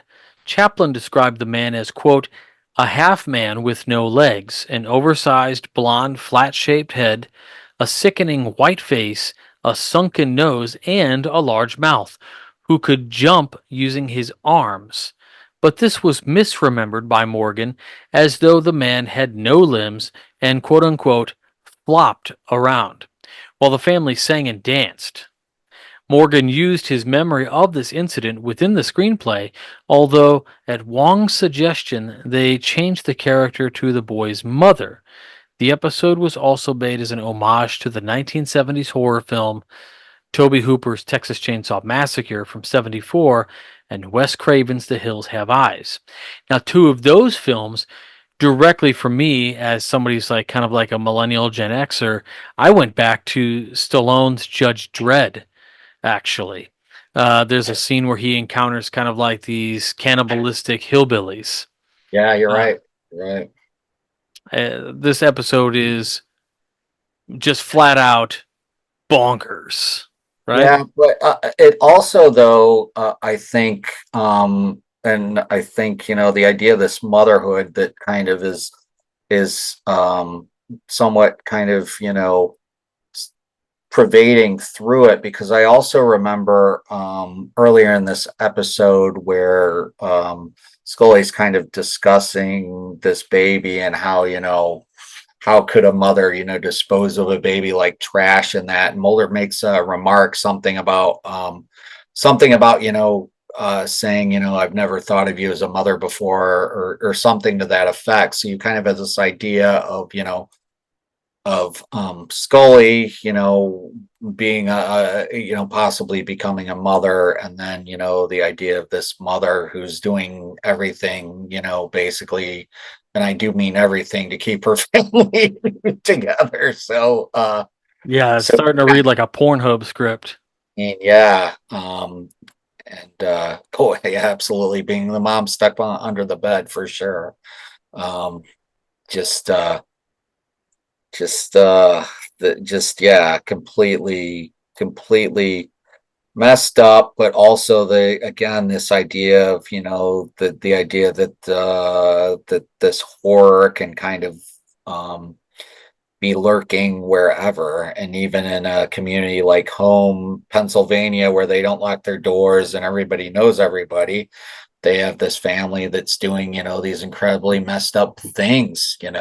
So just, Yeah, I think what's interesting is some commentary that you can find online. I think it's on Wikipedia or whatever, but they said the town home. So like this idea of this particular family anyway, and where they were, says the town home encompasses the traditional values of the nuclear family, only for it to be victimized by the Peacock family, who represent the darker side of paradise. The yeah, town depicted in Home showcases the positive qualities of a world without globalization, right? So this is where you were talking about the idea of, the Andy Griffith show and whatnot. yeah, However, the Peacock family exhibit the negative aspects. The episode's closing scene has been described as quote unquote quintessentially American, featuring the final Peacock brother driving away in a white Cadillac with yep, his mother safely stowed in the trunk, ready to explore a brand new life. yeah. Yeah, I mean, it really is the idea of them kind of riding off into sunset. They, basically are gonna, John Wayne might as well be at the helm, Dan Wayne and then the mother from Psycho, I guess, in the trunk. I don't know. but right? but yeah, it again just really a I think in another episode that works on so many layers and there's so many things kind of going on.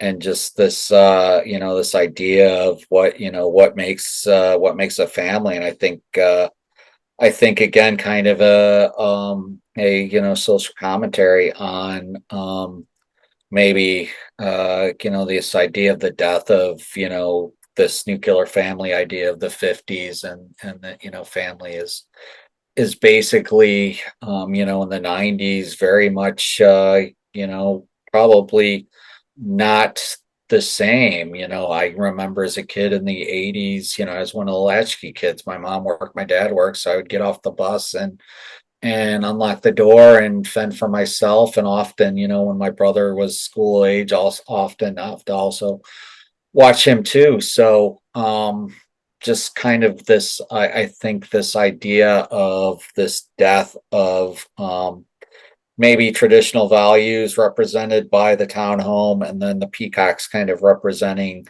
to your point,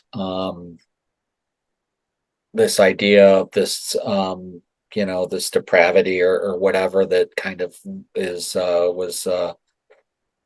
always lurking around the corner, or the idea that we may in every town have a family like the peacocks. Not there, and not that they're incestual, but we have, especially in a small town, there are always the certain families that have a get a bad rap for whatever reason. I It's lived sort of in. like it's sort of like this idea of just kind of sticking with an idea of a past. I mean, the idea of the destruction of the nuclear family is not so much like this sort of right wing idea, but more of something that I think is like the preservation of their own, if you will. The idea of not mixing with outsiders and things of Yes. that nature. And this is exquisitely uh, shown within this particular episode, uh, what this family views as the danger of it. But it obviously shows that these sorts of fears are basically erroneous fears. And, this is exactly what happens when the idea of something like that nuclear family is taken to the farthest extreme you could take it. Right. You are absolutely right. And we could get into the whole idea of is there a subtext here? Are the peacocks kind of representing this kind of Nazi ideology of keeping the blood, your blood pure, and all that, and not allowing what is viewed by the folks who support did that philosophy, or some folks that still support that philosophy, that this idea of I guess, taken to the extreme, this idea, this white replacement theory idea of that this idea that we're as Caucasians in danger of becoming a minority um, if we don't make more white babies, etc. So I think the X Files probably, again, maybe a little bit prophetic in that regard with this particular episode. Yeah, I have to agree. So let's move on to some of our honorable mentions. And we won't spend, extravagant amounts of time on these, but I think they deserve to be mentioned. What are some of your what are your honorable mentions, Darren? What do you think were some of the So I've got quite a few, and I'll name the one that I think probably out of these. There's two or three I think that I probably could have thrown in to the top five, just so good. But the pilot episode is one, just because it's the establishment of the whole thing. You have Scully kind of and Mulder being the believer, Scully being the skeptic, and that's really established early on. X Cops, so the pilot season one, episode one. X Cops is season seven, episode 12. It is it's a beautiful, beautiful, I think, satire on, um, this idea of the show Cops, and just this just there's a lot of brilliance in that particular episode, with kind of Mulder and Scully.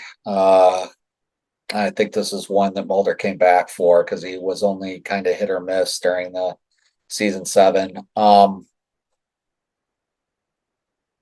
Just yeah, just kind of a brilliant kind of commentary on how television was, at that time. You kind of saw that the beginning of the rise of reality shows with Cops, and then you had the Real World on MTV at that point. That so you kind of saw this idea of this that Cops, but basically it's basically an episode of Cops, but with X Files monsters and that crap. Um, my next one's Mulder and Scully Meet the Were Monster, and it is actually one of the episodes from when they when they rebooted the X Files in the late. Is this the one where the guy has the fantasy about sleeping with Scully? I think so. Yeah, I think that's it. It's a sizzler. It's a sizzler scene. But yeah, just another Monster of the Week episode, but really kind of well done. I forget when they came back, 2016, 2017, something like that. Yeah. Yeah. The next one, Small Potatoes. And I wish I remember why I put it on the list now, because I can't remember the episode. That's what old age does to you. So we'll just skip that one. Squeeze and Tombs, which is episode or season one, episode 3 and 21.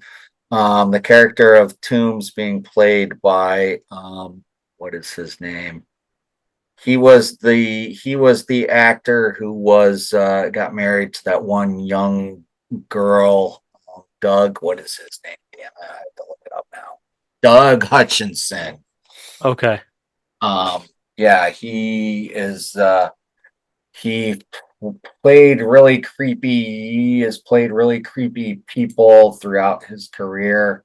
He's probably best known for being Percy Wetmore in the film The Green Mile, but he starred in several different um, kind of movies. He had a recurring role as Horrence Godspeed on this Lost, and then again, I said he In 2011, at age 51, received widespread criticism when he married 16-year-old model Courtney Stodden.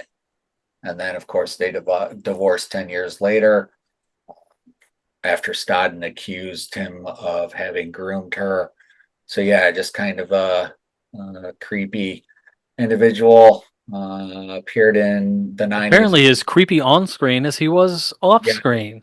but you remember the character Toombs was basically kind of like Mr. Fantastic, where he could kind of contort and stretch himself into these tight Yeah, spaces. and he eats livers. That's right. Yeah, which I think was kind of the homage to Hannibal Lecter at that time, Silence of the Lambs. So Super cool episodes. The Tombs episodes also made my honorable mentions as well.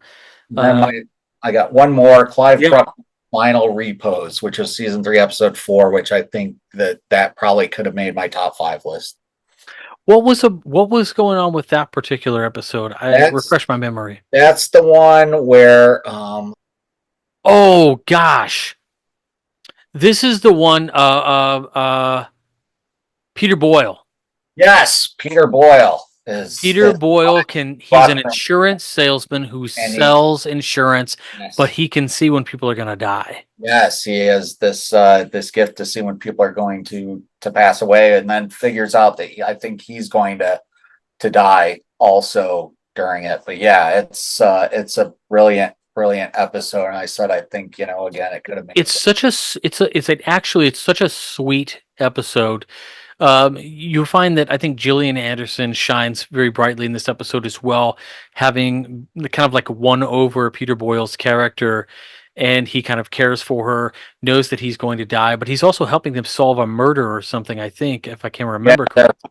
for a serial killer who's targeting psychics, and he ends up being kind of being the bait, I think, if I recall correctly, This is for such a throwback to me to the Twilight Zone episode where the dude sells you what you need. yes, yep, Yeah. Wonderful episode. I love that you brought this in because it was one of those episodes where uh I think if you watch this episode in earnest, you just might tear up. yeah, It's literally that good. Super good episode. I agree. I totally easily could have gone in the top 5. Yeah. Uh for me, my top 5, so I like Closure. That's the one where they investigate a series of murders that eventually culminates with maybe this closure that Mulder's sister may or may not have been a victim of a serial killer who buries all his victims at the back of his Santa's village. Cool episode. I think it's season 7, episode 11. So easy to remember, 7-11. Hollywood AD is probably. that's a I'm good one so too. That's a good I'm mad at the episode in particular because I love the premise within the premise. one. Hollywood AD is like, hey, Hollywood kind of finds out about Scully and Mulder. They want to Yeah, make a movie, and so Scully and Mulder give them a case, presumably, um, uh, that they're going to dramatize for a film. Uh, and in this, Mulder and Scully, it's one of those kind of great mutato type things where you could easily say it's not canon. right. Um, they watched the episode kind of disgusted with Hollywood's treatment of the actual case. But what's fascinating to me about the case is the idea that somebody possesses a piece of pottery that was spun while Jesus was giving Sermon on the Mount, and as such, the pottery is like a record. You can play back the pottery and hear Jesus's voice. It's called the Lazarus Man or the Lazarus Pot or something. I can't remember, but it's such a cool damn premise that I wished it had been its own actual real Episode, yeah. episode. You know what I mean? Like it's super cool. Of course, postmodern Prometheus we talked about, the Tombs episode. Dreamland we talked about. Another one that I thought was phenomenal was Anasazi season 2 episode 25. This is the Yeah. one where um, Mulder finds himself on a First Nations reservation, First Nations land, and he basically finds a train car full of dead grays. Yeah. Yep. And you're left wondering if those are truly grays or if they really are some sort of mutation caused by something else. And then, of course, that episode does fit into the main story arc. And another one that fits into the main story arc, I think you could say that Dreamland fits into the main story arc too, although comically, Yeah. is One Son, season 6, episode 12. This is the one that kind of ends the first story arc for me and for a lot of people. We get a lot of the answers that we wanted. And this is when, spoiler alert, stop here if you don't want to hear what happens. The Syndicate, basically, we find out, right, that is a group of dudes who have made a deal with the aliens that they'll be saved from invasion Right. or crossbreeding or whatever. Uh, by being complicit in these blackwater things that are happening. I think it's kind of, they made the syndicate, I think, kind of based on this idea of MJ-12, which I think kind of was starting to leak or had leaked into, the UFO lore there in the mid 90s. I think that's when the MJ documents were presumably discovered. Yep, You know, I have to agree there. And what's fascinating is if you watch One Son, these people gather up. This is like a it's kind of tedious and kind of like okay, get to it. You don't have to stretch this over however many episodes they did. I want to say it was more than two because I remember being frustrated with it. But essentially, the syndicate gathers all their people together. There are two factions of aliens on Earth. There's like the bad guys and the good guys. The good guys basically fight the bad guys from assimilating other planets, and they're shapeshifters. You know, they kind of do the needle in the back of the neck. They ooze out the acid blood or whatever, and it's toxic if you breathe it. So you can't. It's hard to kill these guys. Anyway, the good guys take out the bad guys in the last minute, and then the good guys show up and friggin' toast the syndicate. And you're like, well, shit.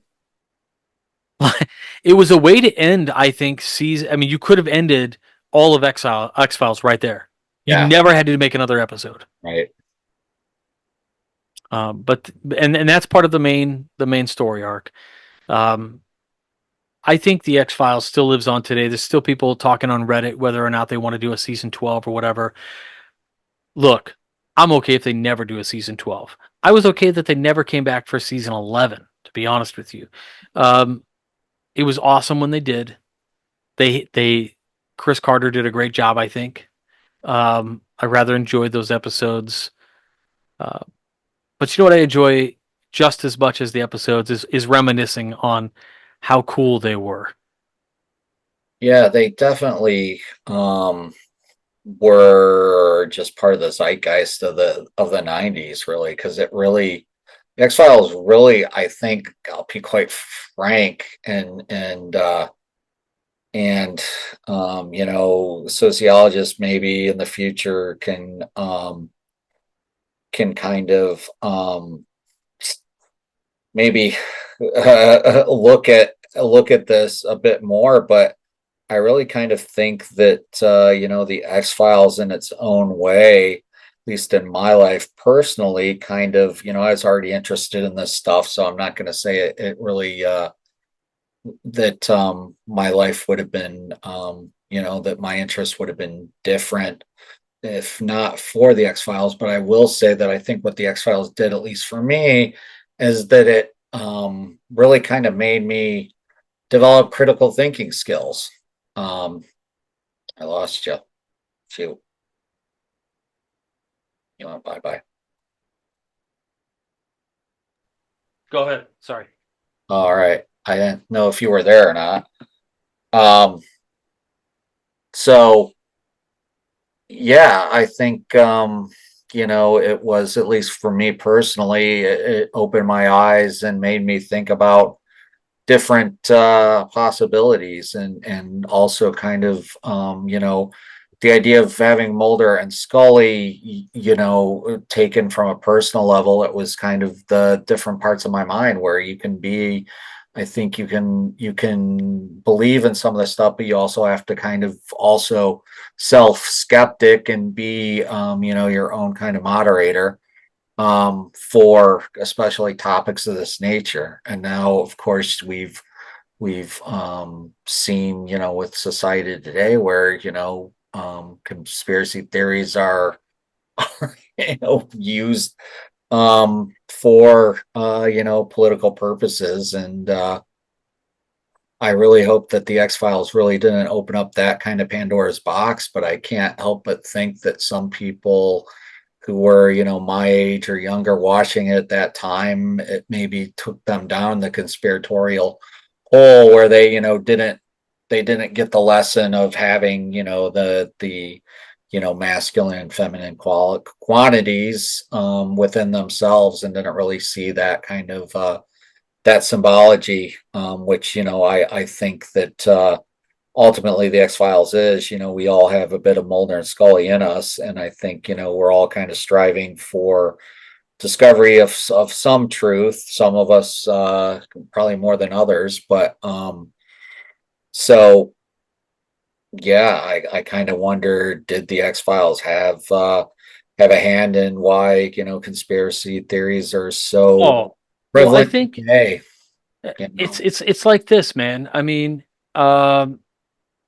there are an okay, so how do you even say it? I mean, I think X Files literally. We talked about this, right? It's kind of a mirror on American society, as we nobody wants to just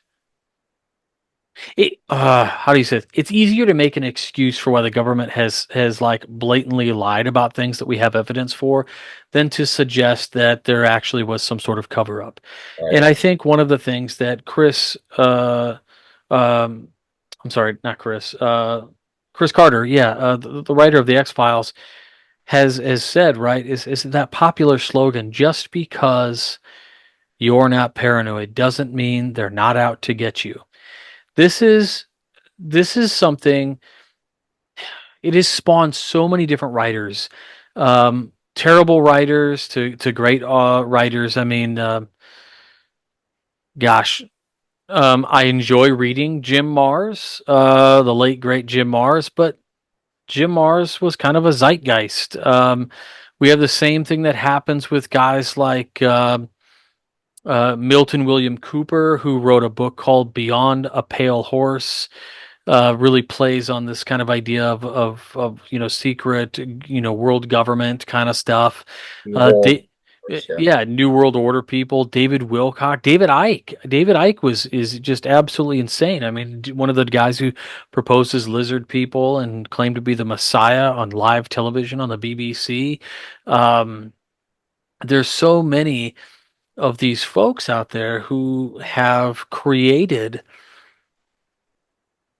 a whirlwind of media to read, to listen to watch, whether it's on, maybe you catch a little bit of them on Ancient Aliens, or for a long while, I was a subscriber to the Gaia Network. I only canceled because like I just didn't watch it enough, but there's a ton of those kinds of interesting folks on there who, for a little bit of a premium and some views and ads, can share what they felt or what they feel are the threats to national security, or the threats to humanism, to humans worldwide, to the global stuff. I mean, you got guys like dude was sued for $1 billion over the Columbine stuff, or not Columbine, Sandy Hook.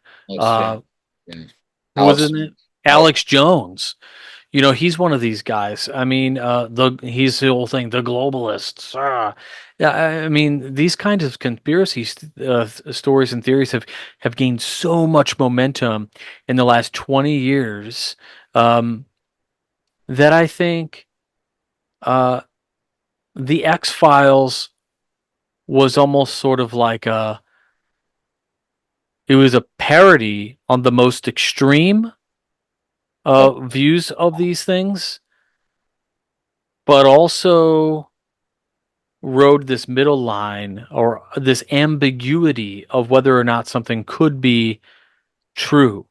And I think what we've seen is because of the X Files' ability, unique ability, that is, to tie back to current events in America, whether that was Waco or something else, we see it.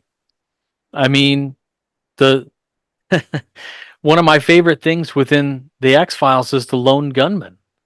Absolutely. But they had their little spin-off show, and there's a very much a 9/11 kind of episode that was aired prior to 9/11 that it dealt with basically a lot of what happened that day. And there are people who are saying, oh, Hollywood knew about this or whatever. Or, I think it's just kind of the what's the Jungian term for the group consciousness, or whatever, collective consciousness, I Yeah, guess. There's yeah. this just How interesting is it? And this is probably another episode to dive into, but is it so much that Hollywood knew, or is it that writers who are good at their craft can look at society? Guys like Rod Serling. You remember the episode of The Twilight Zone where the guy has, um, it's like the end of the world. Everybody wants to get into the shelter that he has. yeah, I mean, there's this constant idea that the human is the monster, right? right. And this is um, a unique ability that I think the contemplative person, the writer, somebody who is doing things like, these writers that wrote for X Files and several other shows for that matter, science fiction, whatever, have a unique ability to stand back and kind of like without the pressure of calling attention to, it's more of a cathartic, uh what's the word? Uh Starts with a P, or means to tell the future, right? So like Attic.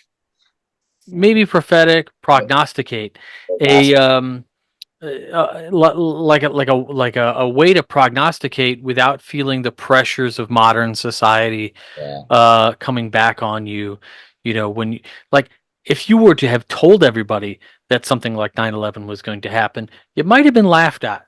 yeah. People would have said you were nuts. You would have, if somebody had actually had come out with this idea that planes could be used as weapons, and just all the stuff that 9/11 taught us, I guess.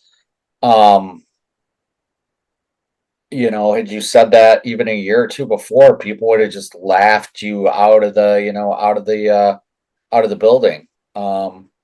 One thing I will leave you with, and this is kind of an interesting thing to maybe look at, but do you think that if not for a show like the X Files being so popular, that shows like maybe Ancient Aliens on the History Channel, would they have kind of gained a bearing, so to speak, and become part of I guess what the collective consciousness or society is now, because those guys are going on what, 20 seasons now, something like that. So I mean, it's Something like that. So there's a lot of people out there that will throw shade on the History Channel for putting up pseudo history and things, and I think Darren and I have talked about a number of topics that have been on things like History Channel that, let's face it, was irresponsible for them to air, because if somebody, no disrespect to our intellectual prowess or anything, or our abilities as writers and researchers, but if Darren and I can do it with Google, and Google Translate, what's your excuse for putting it on TV for millions of people to watch? So I will say, while the History Channel gets a ton of slack for things like that, ultimately it comes down to uh, asking questions, right? Like when Eric von Daniken talks about his book Chariots of the Gods, he's like, I never said the Chariots of the Gods was like aliens, right? Every state, there's not a statement in the book. It's questions, all Right. questions. And I think that's that's valid in the way that uh, we look at all of these things. You know, the X Files asked questions and then pushed out a narrative in an episode based on the likely scenario in this universe that these guys built. Yeah. And this is a universe in which the seeds of doubt in government, planted by the government, have been sown by the American people. I mean, we're talking about the greatest crimes against the American people in terms of withholding truth, with things that arguably we could prove, but the only reason that things haven't come back up is because time has passed and nobody cares. Right. But like examples, you're out there, you're listening. Oh, what's a good example? JFK. JFK is a great example. The official finding is not the Warren Report, it's the House Special Committee on Assassinations, which said that a rogue group of CIA agents likely assassinated the president. That's the official finding. Yeah. But then the Warren Commission had to come and whitewash it all, and then they buried the official finding essentially and said this is this is the end all be all. The same with 9/11, the 9/11 Commission, that piece of trash that they placed as the official findings, where you basically have structural engineers and other scientists saying that that jet fuel could not get to a temperature to warp the metal and in the way that it was warped. And this is All of this nine. kind of people don't remember, but they basically, when they cleaned up the towers, they got rid of most of the evidence of everything when they melted it down or sold it to China or wherever the heck it went. Um, if you were looking at it from a purely criminal investigation standpoint, the crime scene was tampered with multiple times. So I mean, yeah, to your point, JFK, 9/11. I'll even bring up Roswell.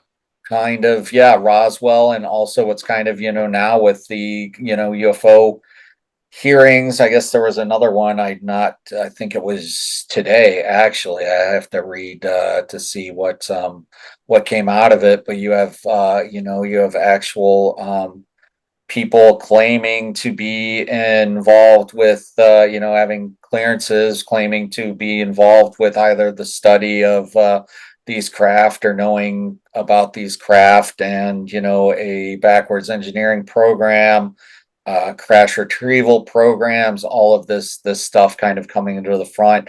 You also have these reports where you have these quote unquote drones that are buzzing military installations, and they're the anti-drone stuff isn't shooting them down. So it's either China or somebody's got more advanced stuff than we do, which is if I'm a national security guy, that would be scary enough for me. But I think the whole idea that there's something else doing it is also as scary. The fact that we have craft in our airspace that we can't defend ourselves against should be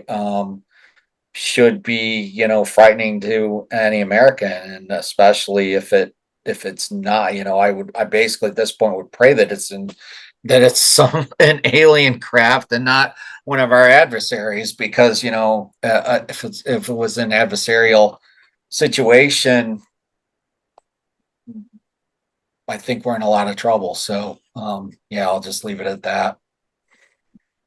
Well, this has been a lot of fun to talk about this particular episode. It was great to go through these with you, Darren, as always.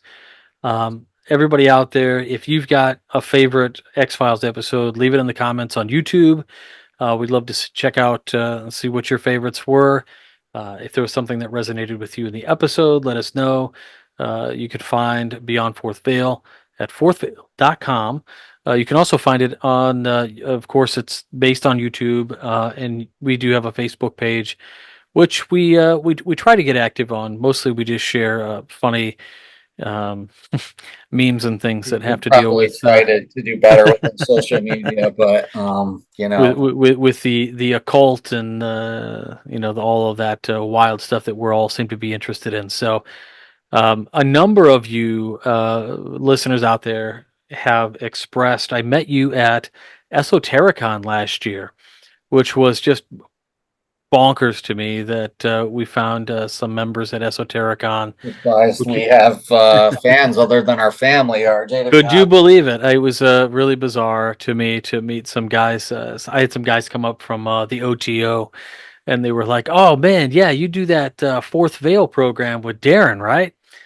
Yeah, yeah. He's like, "Oh man, we love that show. I wish you guys would do more." So we're trying. Yeah. Mostly.